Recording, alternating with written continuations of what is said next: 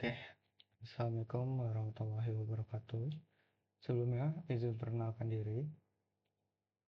Nama saya Wahid Sarpawardana, NPM saya 2478-296. Dan kita di sini bakal mempresentasikan sebuah materi ya mengenai etika profesi. Dan pada pembukaan pertama ini, di slide pertama, saya ingin mengutip sebuah kutipan dari salah satu penulis gitu ya, yaitu when it comes to privacy and accountability, people always demand the former for time self and the latter for everyone else. Nah, yang artinya kalau bicara soal privacy dan akuntabilitas, people orang-orang selalu menuntut privasi untuk dirinya sendiri, tapi menuntut tanggung jawab dari orang lain gitu ya. Nah, coba kita resapi sebentar ya mengenai apa benar sih pernyataan dari si David Brin ini. Mungkin bisa dikatakan begitu ya, ketika kita semua pasti pengen data pribadi kita itu aman gitu ya. Kita nggak mau kalau misalnya data kita itu dipakai eh, untuk hal-hal di luar kontrol kita gitu ya. Kita juga nggak mau kalau misalnya ada orang yang tahu misal isi chat kita, browsing dan histori kita gitu ya, atau bahkan lokasi kita sehari-hari gitu. Nah, tapi di sisi lain kita juga sering juga pingin orang lain itu terbuka. Jadi kayak misalnya kita itu pengen tahu gitu ya, pejabat ini korupsi enggak gitu ya, dengan cara apa? Biasanya dengan membuka histori dia, apa namanya, entah pajak dia, entah gaji dia gitu ya. Nah, ini kan kita artinya menuntut eh, privasi orang lain untuk dipublik gitu ya. Nah, namun ini menjadi satu catatan penting ya untuk kita bahas di etika profesi kali ini. Dan ya, itu sangat menarik gitu. Nah, inilah dilema privacy gitu.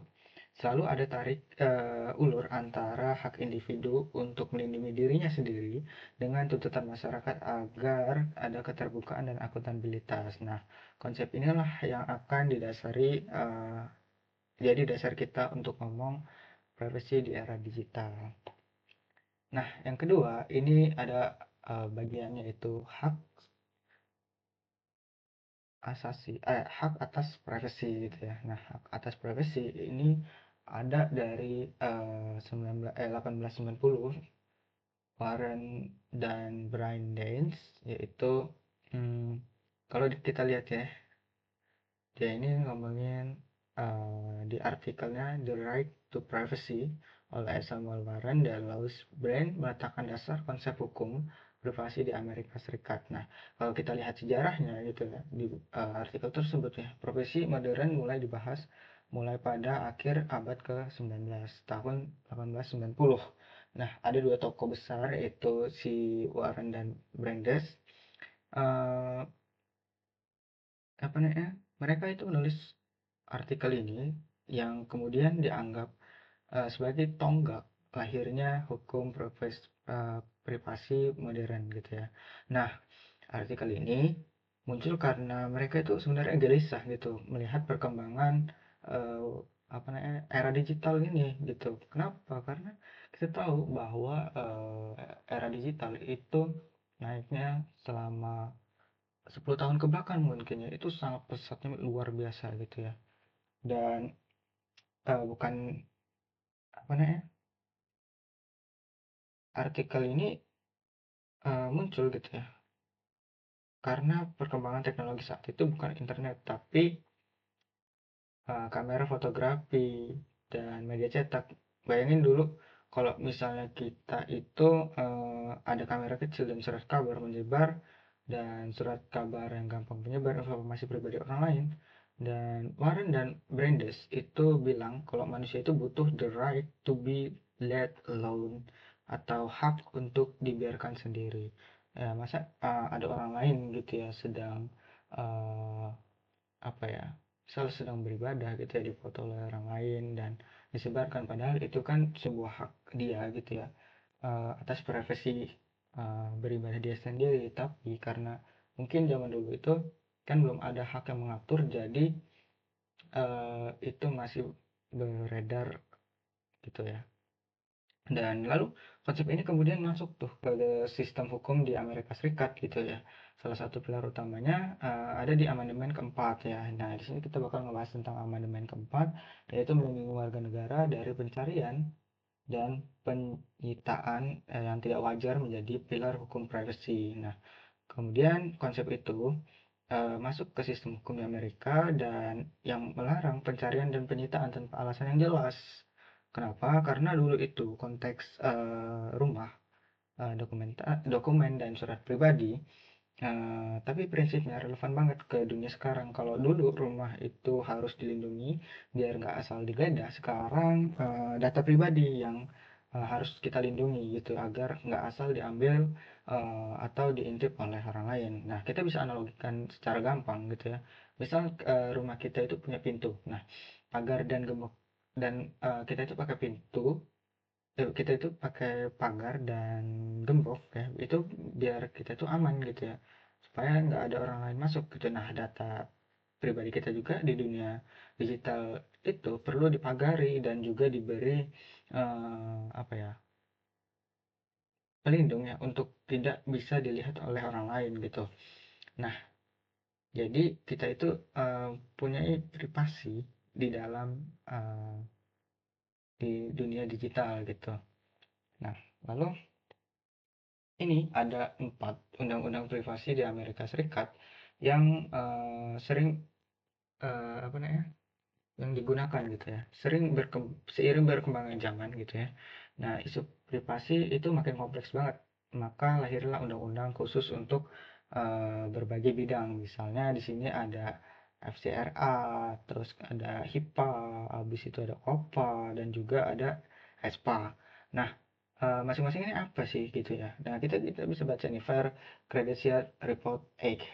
Ini dia itu mengatur pengumpulan, penggunaan, dan akurasi informasi kredit konsumen. Nah, jadi kondisi finansial seseorang itu akurat dan tidak disalahgunakan. Kalau misalnya kita itu bisa bayangin ada orang yang catatan kreditnya salah, bisa-bisa dia ditolak pinjaman, padahal sebenarnya mereka tuh mampu gitu untuk membayarnya.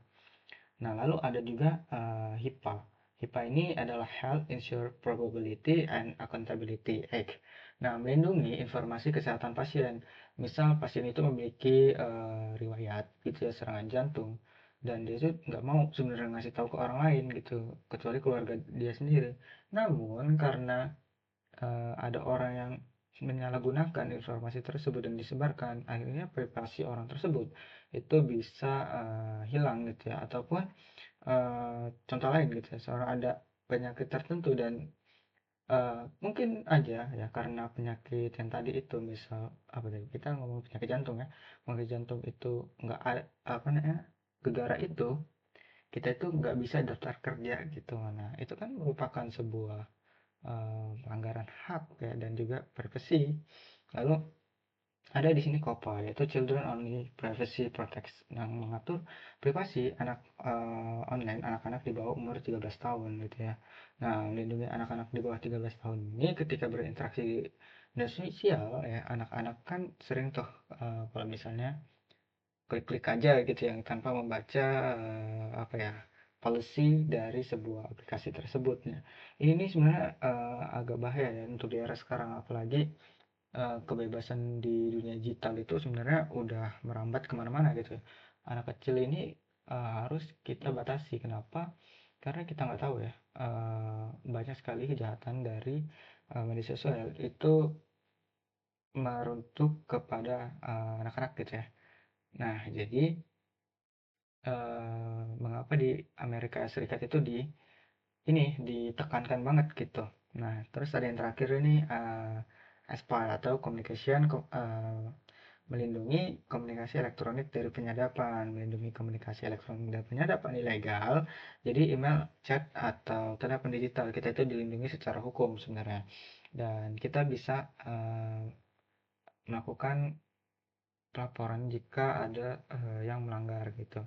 Nah, dari sini kita bisa lihat bahwa privacy itu sebenarnya luas banget gitu ya kan. Ada banyak sekali di sini, hanya hanya 4 ya dari banyaknya undang-undang di Amerika Serikat yang ini secara keseluruhan, secara garis besar gitu ya. Eh, Mulai dari apa itu tadi, eh, privasi finansial, kesehatan, privasi anak-anak, sampai privasi komunikasi. Ya, itu di Amerika itu kalau misalnya kita salah ngomong ya, wah bahaya banget tuh. Dan ya, semuanya butuh aturan spesifik karena resikonya berbeda-beda gitu. Eh, Mungkin segitu aja ya video pertama ini, dan akan dilanjutkan nanti oleh teman saya gitu. Baik, selanjutnya saya akan melanjutkan dari teman saya tadi yang dia di slide 1 menerangkan etika prosi.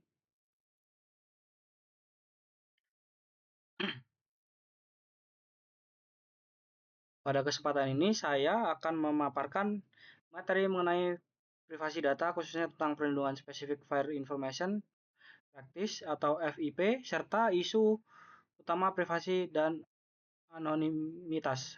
Materi ini sangat relevan dengan perkembangan teknologi digital saat ini, di mana data pribadi menjadi aset yang harus dijaga dengan baik. Nah, kemarin kawan saya sudah yang slide 1, slide 2 atas privasi, terus slide 3 ini undang-undang privasi di Amerika Serikat. Selanjutnya yang saya akan jelaskan adalah yang pertama, mari kita bahas tentang perlindungan spesifikasi. Perlindungan ini menyasar data-data yang bersifat sensitif dan krusial. Seperti data keuangan ini. Coba kita tampilkan dulu biar agak nice. Nah,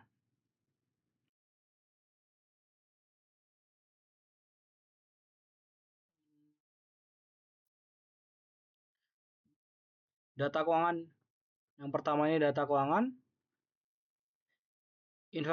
Informasi rekening bank dan transaksi harus dilindungi dengan regulasi yang ketat. Bayangkan jika data rekening bocor, maka risiko penipuan dan pencurian identitas sangat besar. Terus yang kedua ini informasi kesehatan. Data medis pasien termasuk data yang paling private.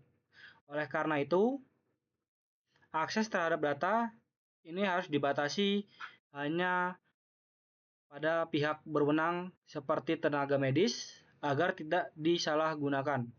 Yang ketiga ini data anak-anak.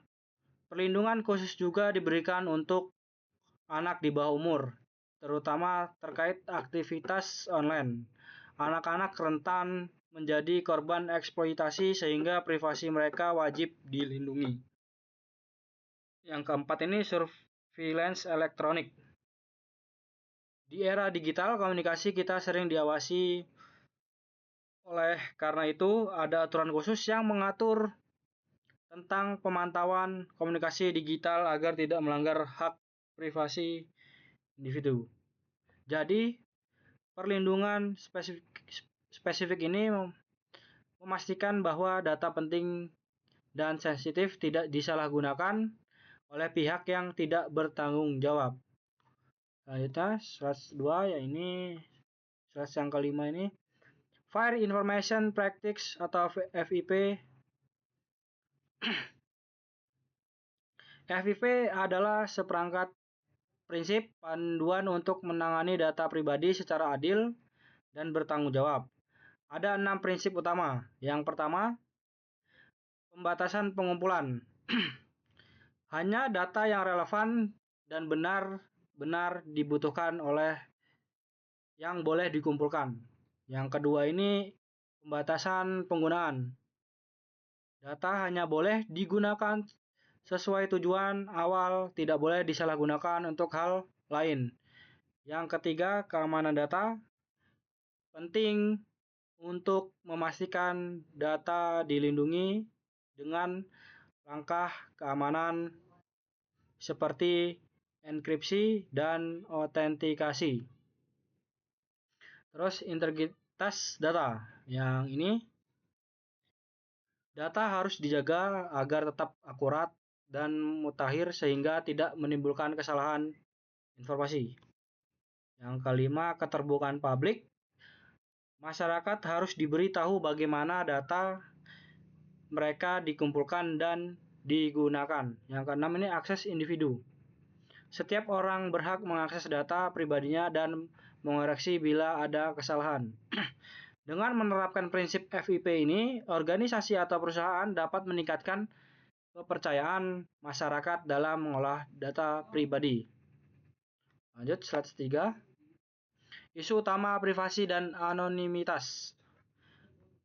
Mari kita lihat isu-isu utama terkait privasi dan anonimitas. Ada beberapa hal penting. Yang pertama itu data breaches, pelanggaran keamanan yang menyebabkan data sensitif bocor ke publik. Contoh nyatanya, ada kasus kebocoran data pengguna di berbagai platform online. Terus discovery, data elektronik bisa digunakan sebagai bukti hukum sehingga keamanan dan validitas data menjadi hal krusial. Yang ketiga, consumer profiling.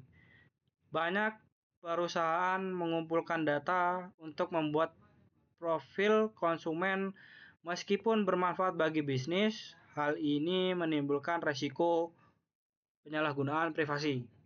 Yang keempat, advanced surveillance. Teknologi canggih digunakan untuk pengawasan massal. Ini menimbulkan dilema etis antara keamanan publik dan privasi individu. Workplace monitoring. Perusahaan sering memantau aktivitas karyawan, misalnya menggunakan internet atau produktivitas walaupun bertujuan meningkatkan efisiensi. Hal ini bisa mengganggu privasi pekerja.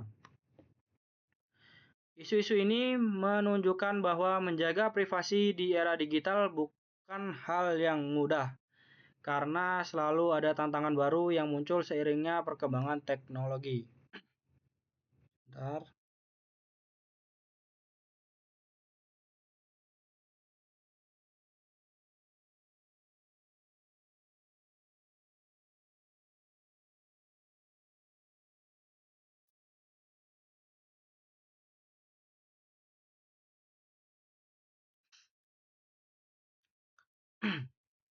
Terus,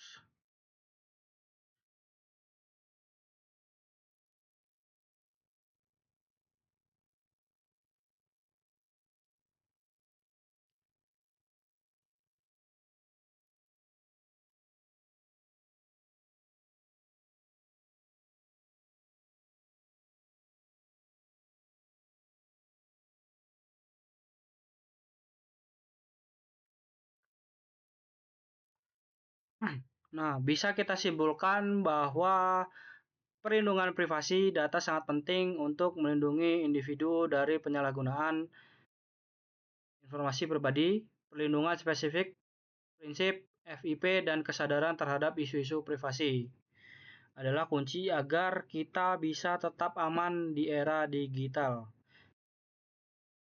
Terus,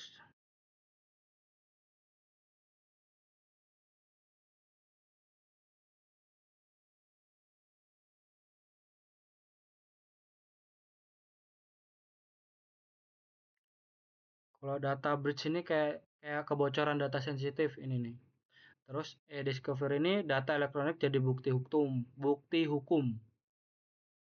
Consumer profiling, konsumen untuk bisnis rawan penyalahgunaan. Advanced surveillance ini pengawasan massal dengan teknologi canggih. Terus workplace monitoring, pengawasan aktivitas karyawan pro kontra atau privasi.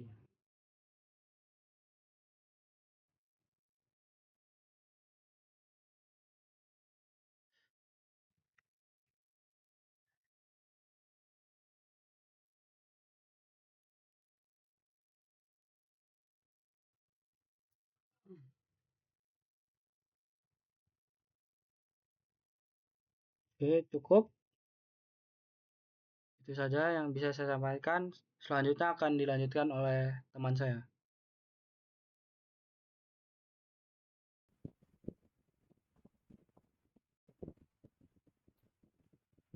Assalamualaikum warahmatullahi wabarakatuh.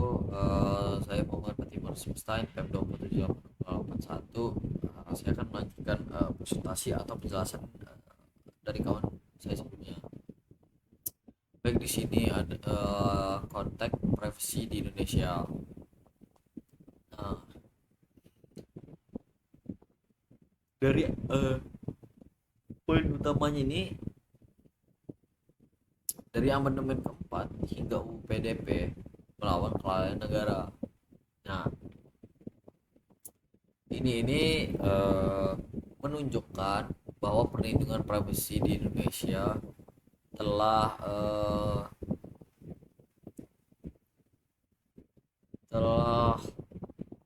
melalui proses perkembangan hukum yang signifikan, mulai dari amandemen UUD yang mencantumkan hak privasi sebagai HAM WDP itu UUD 1945 hingga pengesahan Undang-Undang Perlindungan Data Pribadi UU PDP. Frasa melawan kelalaian negara uh, menggarisbawahi urgensi UU PDP sebagai respon terhadap berbagai insiden dan kurangnya regulasi yang memadai sebelumnya. Sini selanjutnya isu Indonesia kebocoran massal BPJS atau EKTP dan penyalahgunaan kekuasaan KPK versus Polri. Nah, poin ini kan memberikan contoh konkret atas isu-isu privasi besar yang pernah terjadi di Indonesia. Misalnya kebocoran massal data.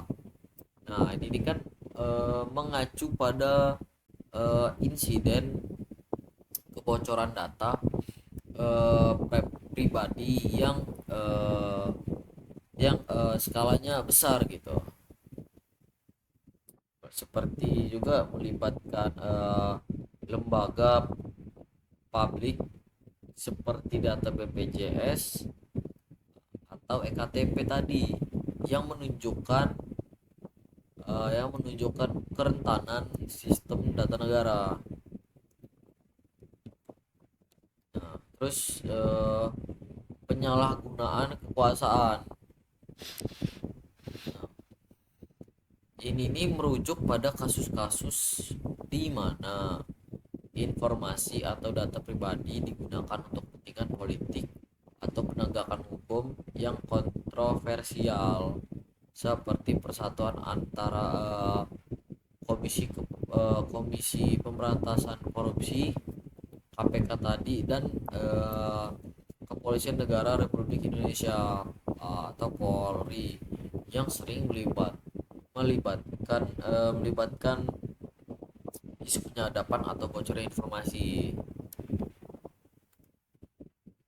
Berikutnya ringkasan dan istilah kunci. Nah, privasi hak individu untuk mengontrol informasi pribadi mereka. Nah, ini adalah definisi dasar dari hak privasi sebagai hak kontrol diri atas data pribadi, informasi yang dapat mengidentifikasi individu. Nah, ini merujuk pada segala data yang baik sendiri maupun bersamaan dengan data lain dapat mengarah pada identifikasi seseorang. Terus regulasi, aturan dan hukum yang ada, aturan dan hukum yang mengatur penggunaan data. Aturan dan hukum yang mengatur penggunaan data ini menunjukkan peran penting kerangka hukum seperti UU PDP dalam memastikan data dikelola dengan benar. Terus di sebelahnya ini juga ada ilustrasi ya, ilustrasi timbangan. Pentingnya keseimbangan antara inovasi, teknologi, dan perlindungan hak individu. Nah, ilustrasi timbangan yang menyimbangkan privasi dan teknologi ini menekankan bahwa kemajuan teknologi seperti AI dan big data harus berjalan beriringan dengan jaminan perlindungan hak privasi warga. Baik, selanjutnya slide berikutnya ya. Diskusi dan rekomendasi. Di slide ini eh, mengajukan tiga area utama yang dapat dijadikan bahan diskusi mendalam atau landasan untuk rekomendasi kebijakan. Yang pertama di sini ada tantangan teknologi. Bagaimana teknologi AI dan big data memengaruhi privasi dan apa sih solusi teknis untuk mitigasi resiko. Nah, ini nih mengajak untuk membahas dampak teknologi mutakhir, AI, kecerdasan buatan, dan big data.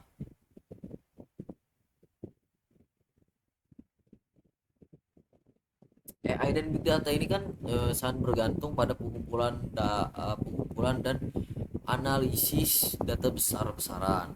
Nah, yang berpotensi melanggar privasi jika tidak dikelola dengan etis dan aman.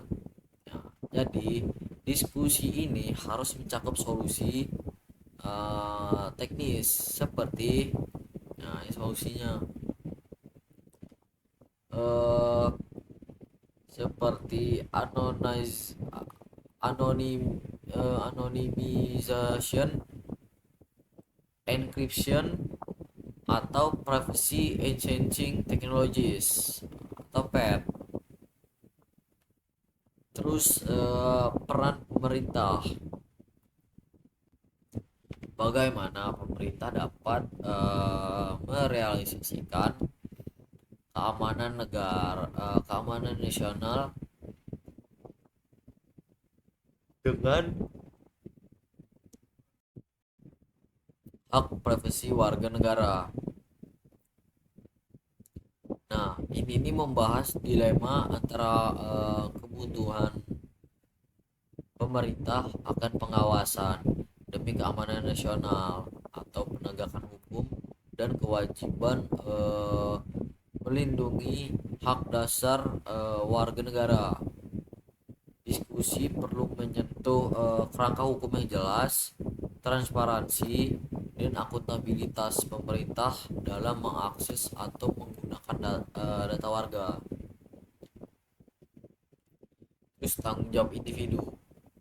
Apa peran individu dalam menjaga privasi mereka di era digital? Nah, selain peran teknologi dan pemerintah, tanggung jawab juga ada pada individu. Diskusi ini bisa mencakup pentingnya literasi digital, kehati-hatian dalam berbagi data di media sosial atau layanan daring. Nah, ini mencakup kata sandi yang kuat dan pemahaman akan hak-hak mereka di bawah UU PDP. Baik, mungkin uh, segitu aja dari saya. Bila ada salah kata, mohon maaf. Wassalamualaikum warahmatullahi wabarakatuh.